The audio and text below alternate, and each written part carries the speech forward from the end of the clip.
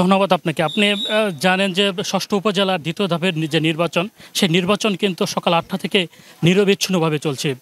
গাজীপুরে দুটি উপজেলায় নির্বাচন হচ্ছে, বিশেষ করে শ্রীপুর উপজেলা এবং কালিয়াকৈর উপজেলা। এই নির্বাচন যে আমরা সকাল থেকে বিভিন্ন কেন্দ্রে ঘুরেছি, দেখেছি যে মানুষের যে স্বতঃস্ফূর্ত যে ভোট গ্রহণের যে কার্যক্রম, সেটি কিন্তু পরিচালিত হচ্ছে।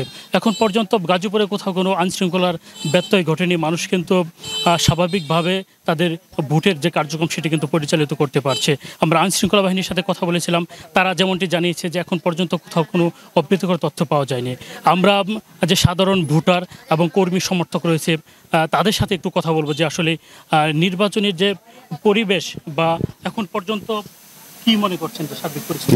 ধন্যবাদ আপনাকে। এখন পর্যন্ত আমরা সকাল থেকে সুন্দরভাবে আমাদের এই কেন্দ্রে ৯৯ নং সরকারি প্রাথমিক বিদ্যালয়ে আমরা সহ এলাকার মা বোনেরা সুন্দরভাবে ভোট প্রদান করছে।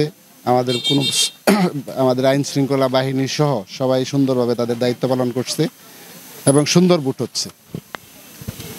যেমনটি বলছিলেন যে ভোটের যে পরিবেশ সেটি কিন্তু অনেকটাই স্বাভাবিক এবং সুন্দর রয়েছে, এবং এই ধারা অব্যাহত থাকলে সুন্দর একটি ফলাফল অপেক্ষা করছে গাজীপুরের শ্রীপুর উপজেলার সাধারণ ভোটাররা। এই ছিল আমার কাছে গাজীপুর থেকে শ্রীপুর উপজেলার সর্বশেষ নির্বাচনী তথ্য।